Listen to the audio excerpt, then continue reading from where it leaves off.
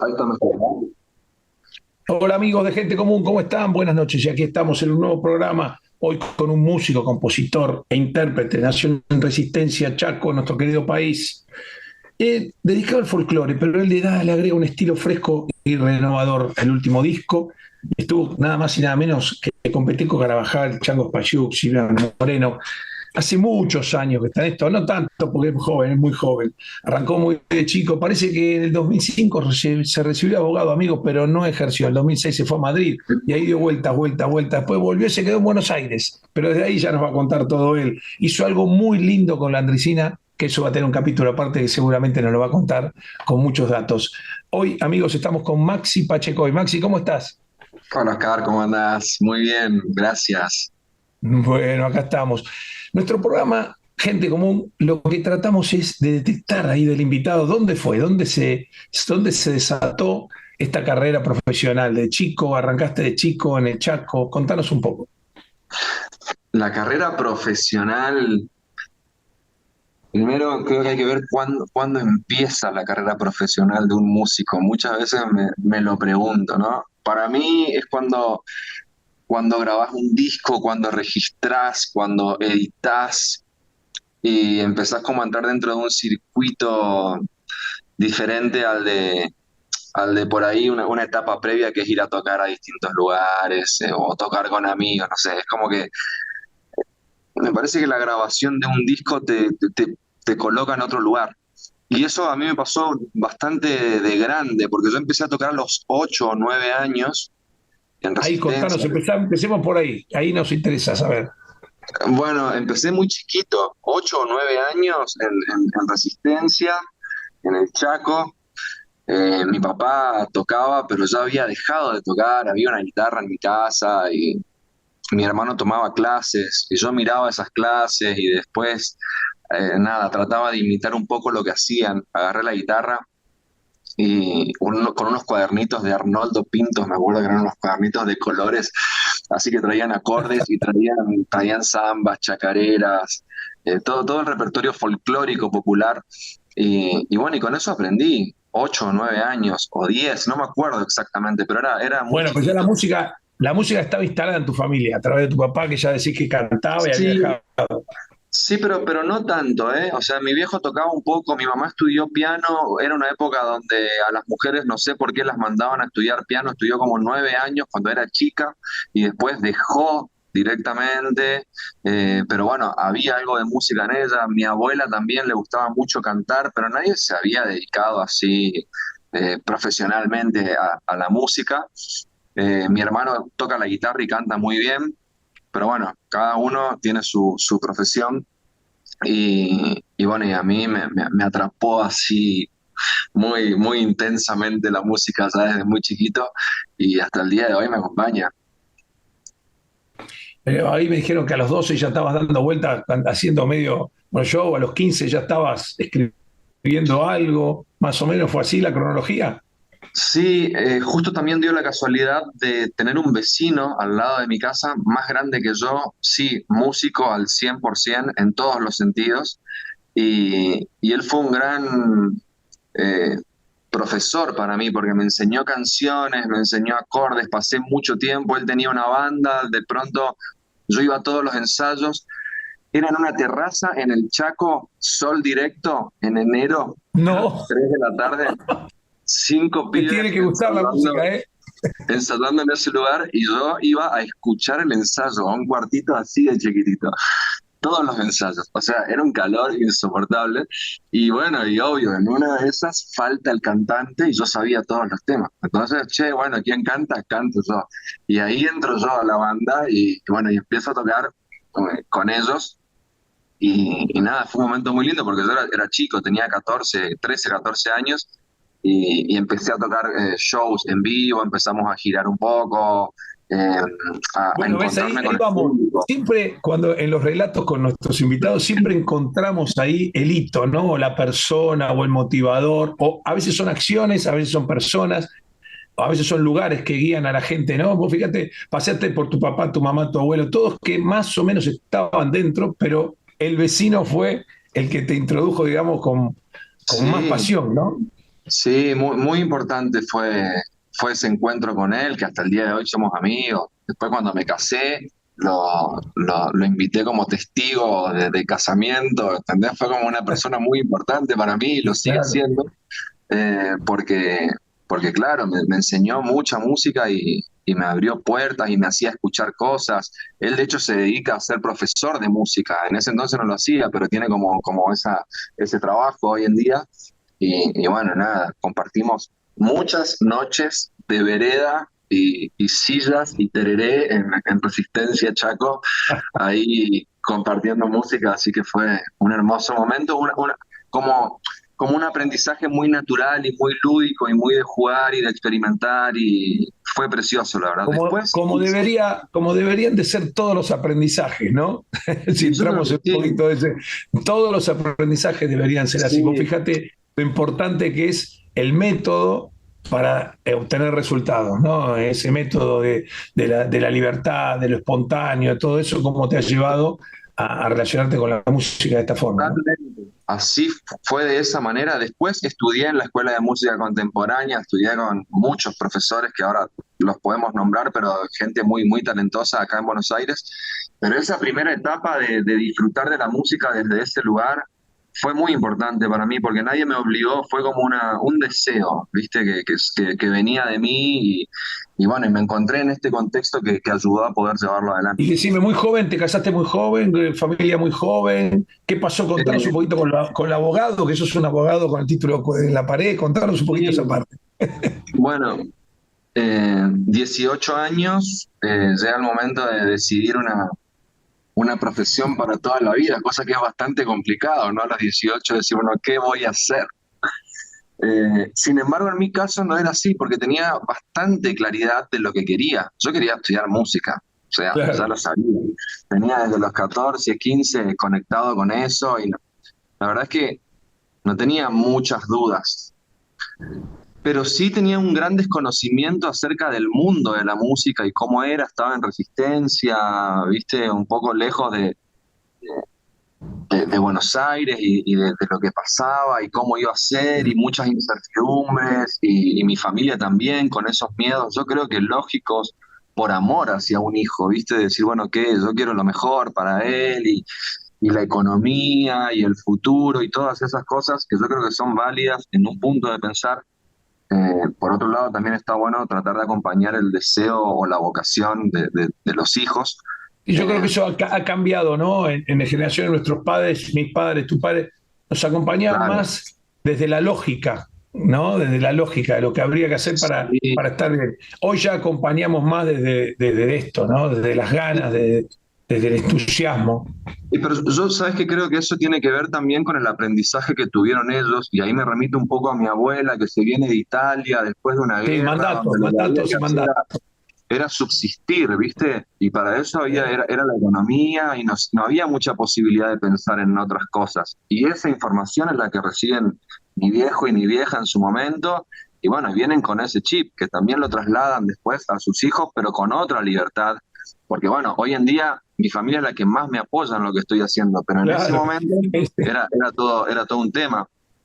Entonces, me bueno, nada, imaginé, todos, te iba a decir, justo te iba a decir, seguramente ahora son todos fan tuyos.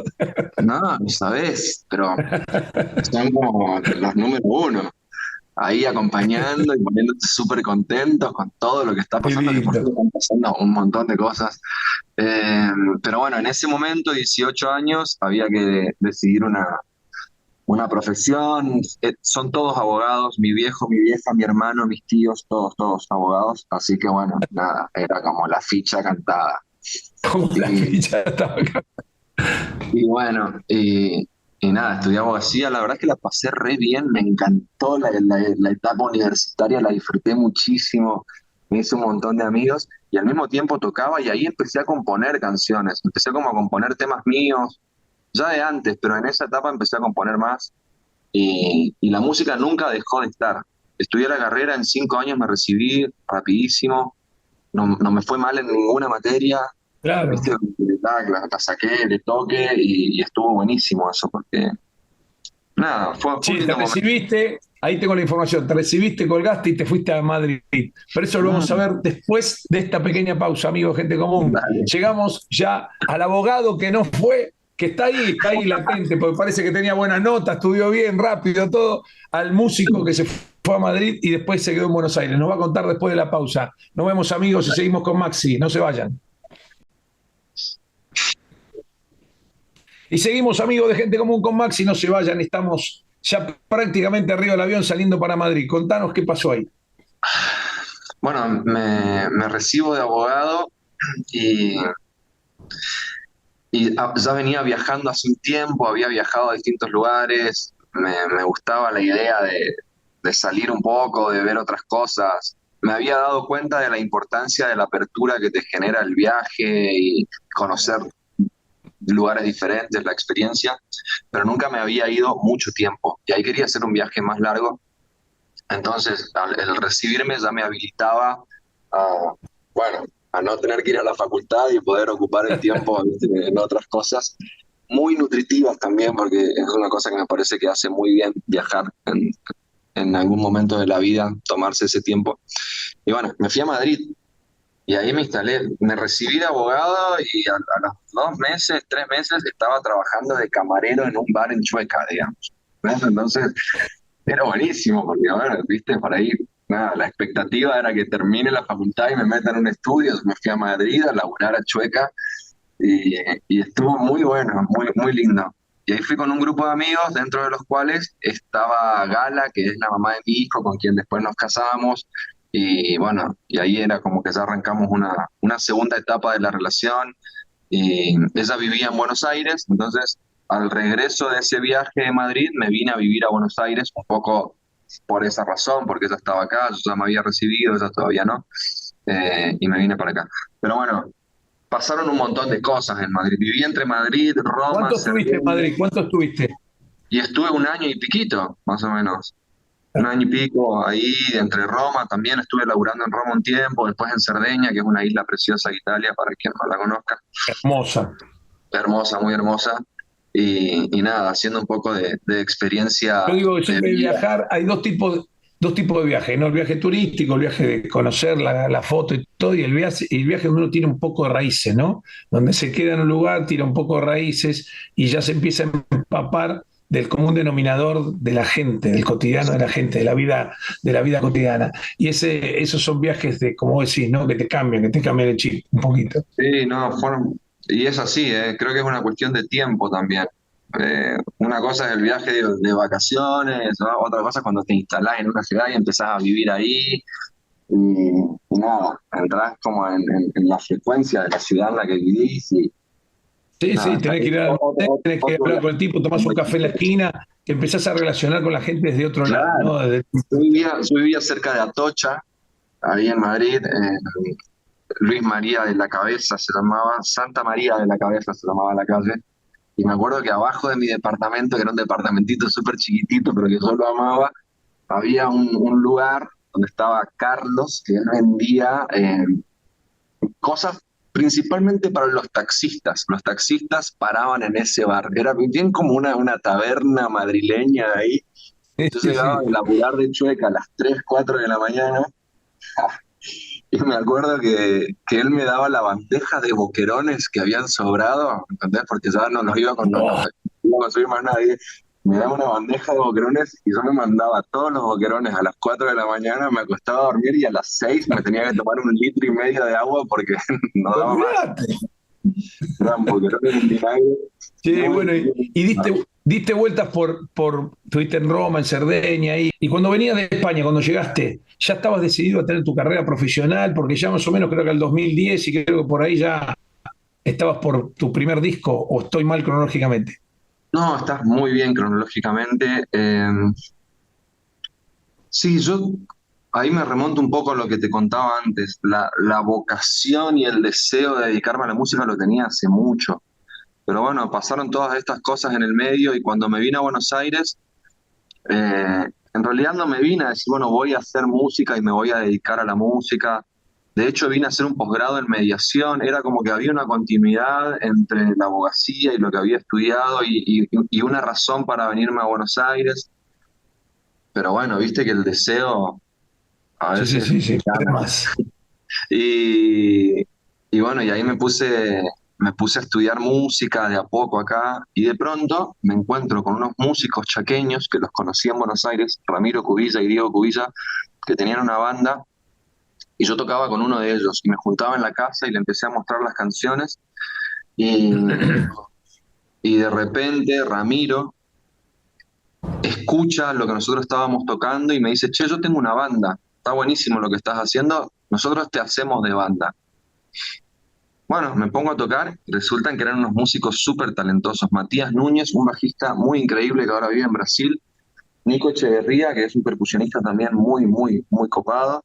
Y Ramiro Cubilla tocaba la guitarra, Diego el piano, Alejo Luqui el acordeón. Y es como que se me arma una banda sin yo buscarla demasiado.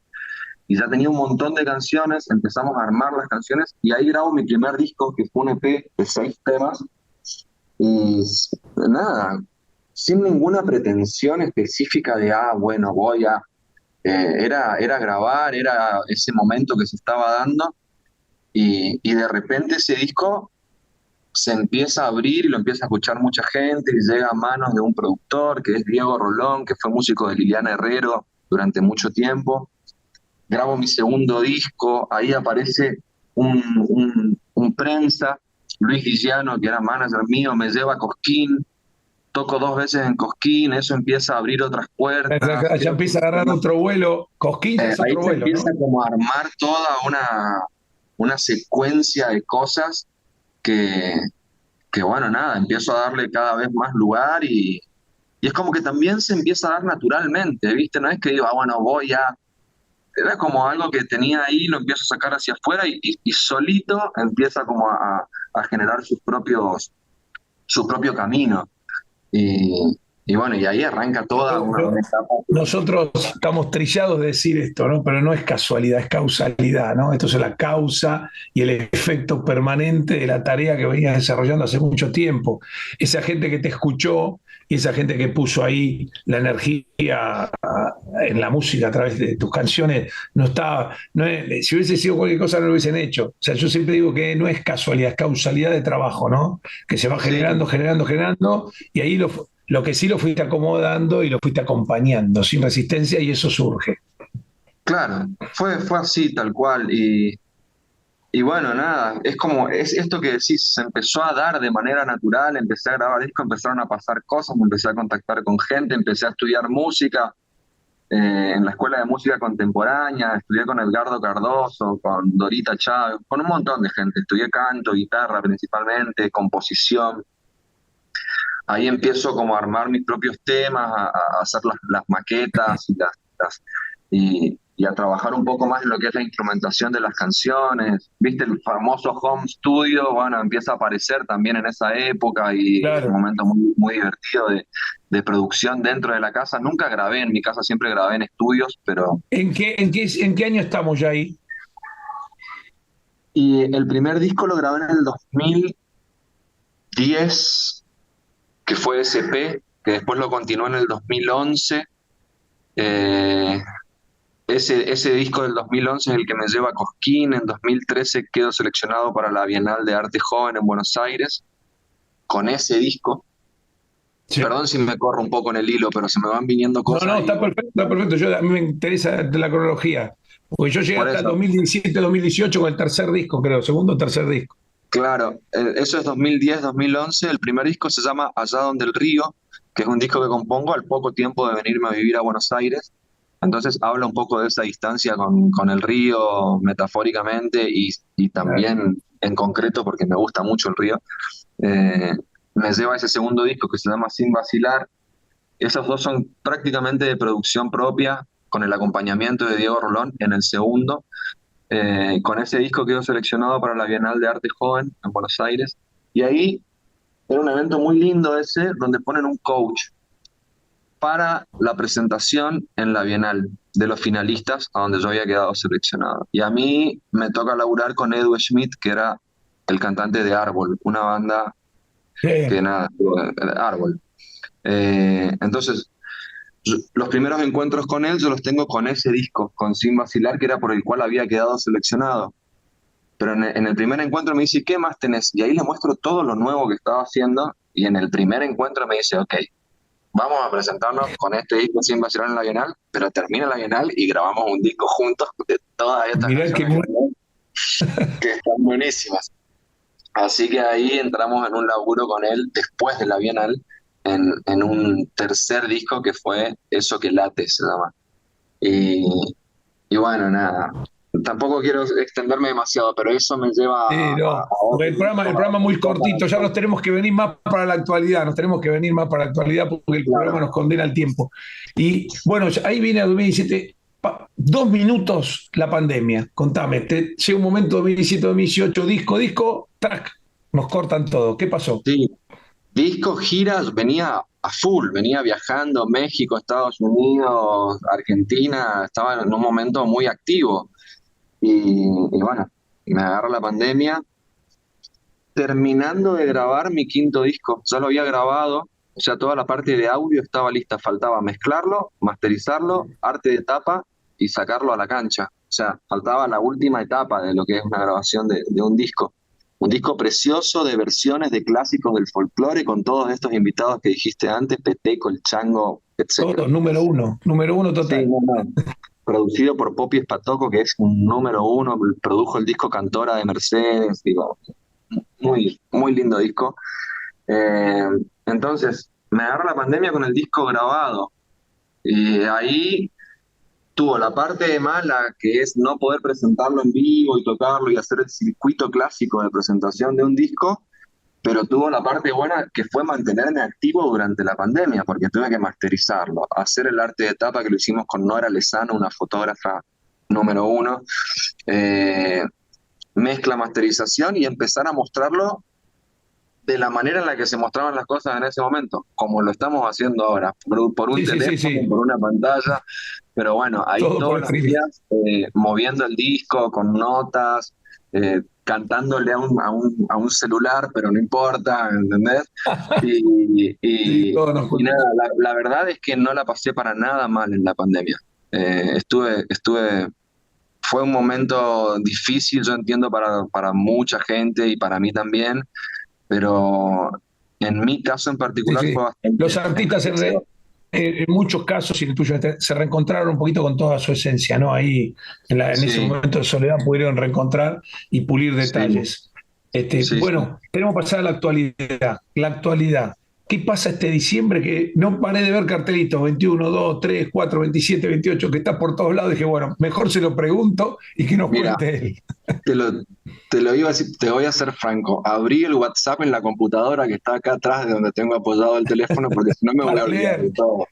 El 27, el 27 del 11, o sea, este domingo, se hace un Sí, encuentro que se llama BA Federal, donde se celebran sí, las Buenos Aires. regiones. Se hacen en los bosques de Palermo, en el Rosedal específicamente, y yo voy en representación del Chaco. Ahí voy a tocar con mi banda y después toco Impecable. con los Tequis, una canción con ellos, así que estoy súper contento. Eso es este domingo. El 2 de diciembre, que cae viernes, viernes próximo, en la Casa del Chaco, acá en Buenos Aires, sobre Avenida Callao, se hace la Noche de las Provincias. Cada casa de provincia hace un evento y a mí me convocó la Casa del Chaco para hacer un encuentro de música y dirigirlo un poco, así que convoqué a muchos músicos chaqueños que están en Buenos Qué Aires y nos lindo. vamos a encontrar ahí a hacer un poquito de música en la vereda, así que me encanta. El 6 del 12 se hace el Festival de la Canción Argentina. Eh, es la segunda vez o tercera vez que participo ahí. Un encuentro muy lindo donde seleccionan autores de canciones de distintos lugares del país, hacen como un concurso y a los ganadores se hace la final en vivo. Y yo ahí voy, nada, como no a participar, sino como invitado, vamos a hacer con Bruno Arias un homenaje a León Gieco. Así que está súper Qué lindo eso. bueno. León Gieco, genio. El 16 del 12 se hace la fiesta de Sudestada, la revista, ¿viste la revista Sudestada?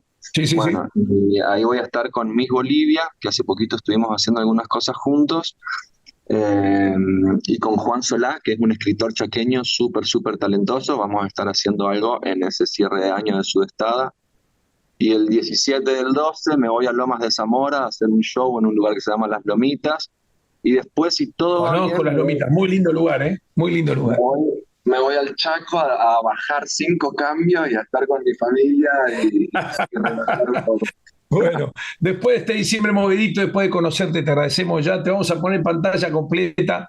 Ya nos quedan 2 o 3 minutitos de programa nada más para que seguramente con tu trayectoria de vida ya dejaste un montón de mensajes que la gente, los músicos y todo lo que te escucharon ya lo saben tomar. Pero directo, vos, pantalla, decir a la gente común que nos escucha lo que vos quieras.